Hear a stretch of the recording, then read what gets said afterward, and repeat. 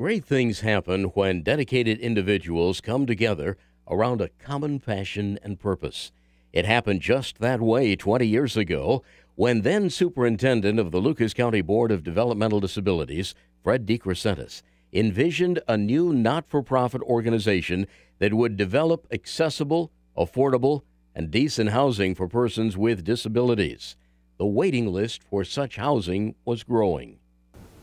One of the things we discovered was that it might be possible for us to come up with a housing organization, and it might be best if it were nonprofit. And being nonprofit, it could access funds from other sources. So we looked and examined the possibilities and came up with a number of different methodologies, but it turned out that Preferred Properties was kind of the brainchild of a bunch of people, including Fred DeCrescentis and some others that we actually hired as consultants, a guy named Dufresne, who was also involved. And it turned out rather well when you look back at it. A partnership developed between the Board of Developmental Disabilities and the Ability Center of Greater Toledo. In need. It was right about the time that in the first couple of years that I was on the board of the Ability Center, is when the Ability Center was changing and growing and ultimately made the decision to become CIL, a Center for Independent Living, and that's when it became an independent living center.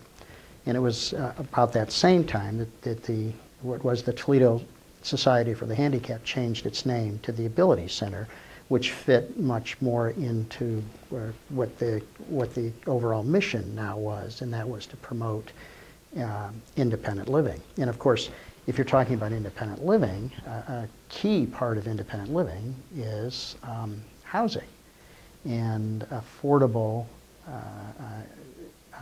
accessible housing was something that was virtually non-existent. And so at the Ability Center, we certainly knew and were aware of this need, and when the opportunity to come together with the county board, which was then the Lucas County Board of MRDD, which is now the Board of DD, to explore the possibility of forming this new organization that would then buy homes, make them accessible, and then provide them at affordable rates to persons with disabilities in the community. It was pretty exciting. So the Ability Center was unique in that it was an independent living center. And what they brought to the table was a very progressive attitude towards creating housing that wasn't another, what we used to call a wheelchair ghetto, where it was just, we'll put all the folks in wheelchairs in this giant,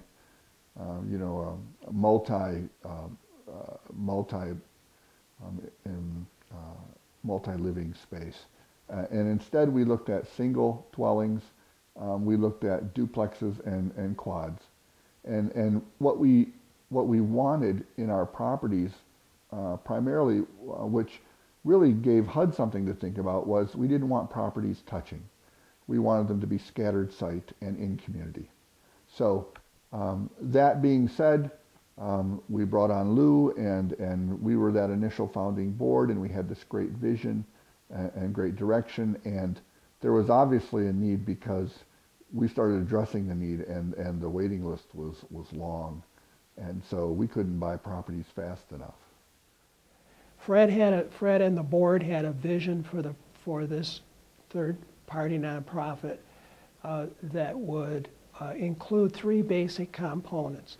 The first was to create a third-party organization that was independent of both the board and the Ability Center. The second component was to partner with as many community organizations who would be able and willing to serve with us in terms of developing housing for people with disabilities.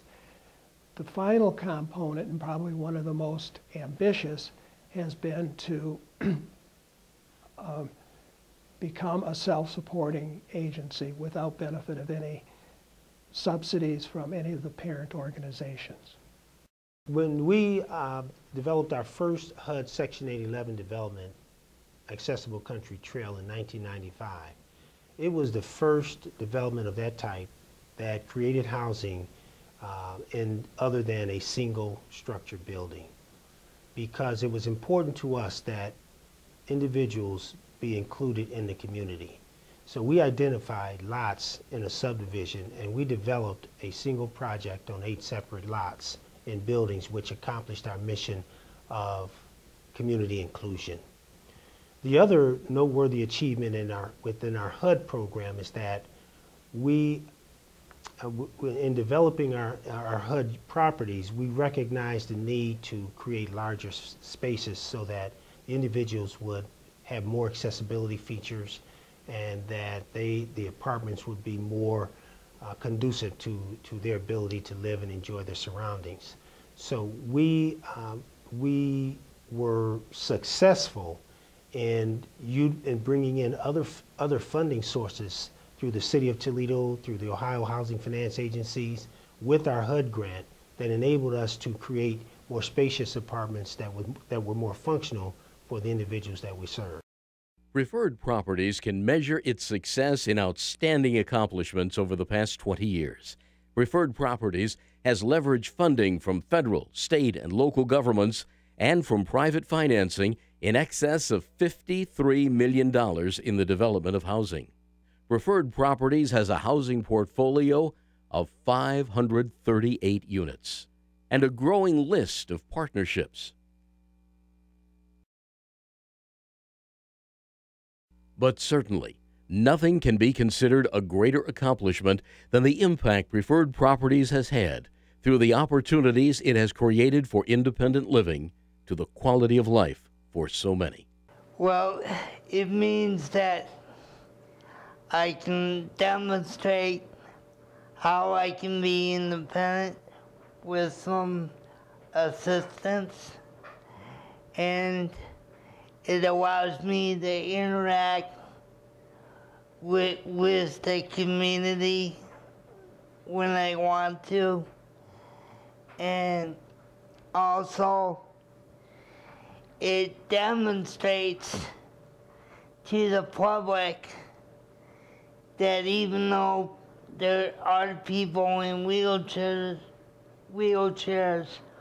with special needs, we're like anybody else out here in the community that has their own home, that can go shopping, that they're capable of having a lifestyle just like anybody else. Yeah, you feel like you're a part of the neighborhood, and also the neighbors tell you to join them, to go places with them, and that's what I like about it, you know. And the people enjoy that, you know.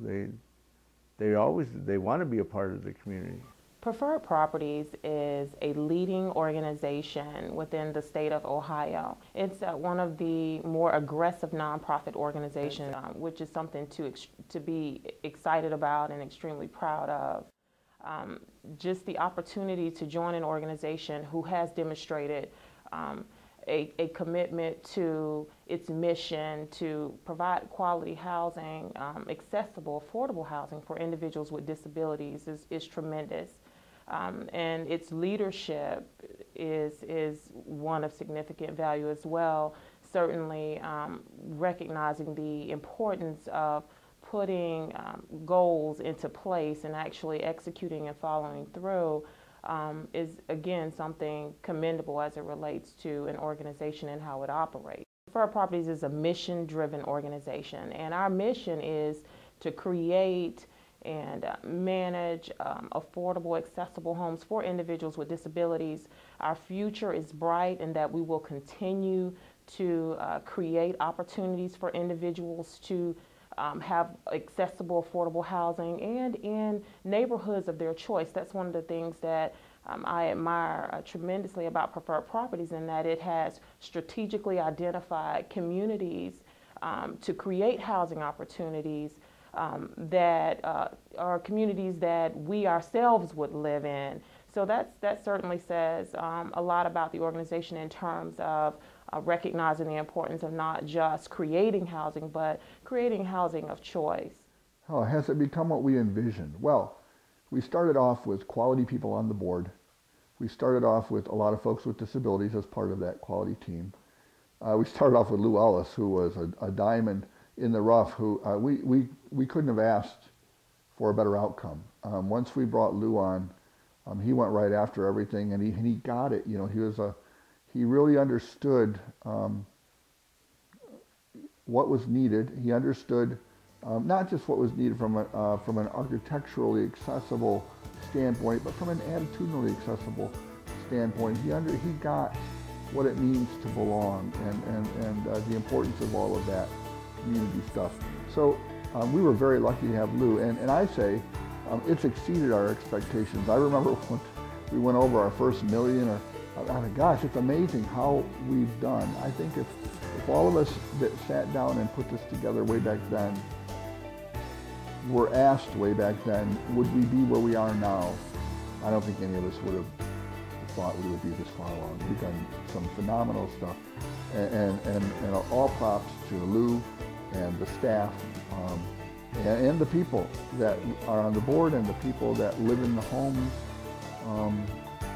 It's a class act, and I'm really happy to say that I was a part of that early beginning when all of this vision was being laid out. And so, you know, all kudos to P Squared, and I hope they have a phenomenal next 20 years.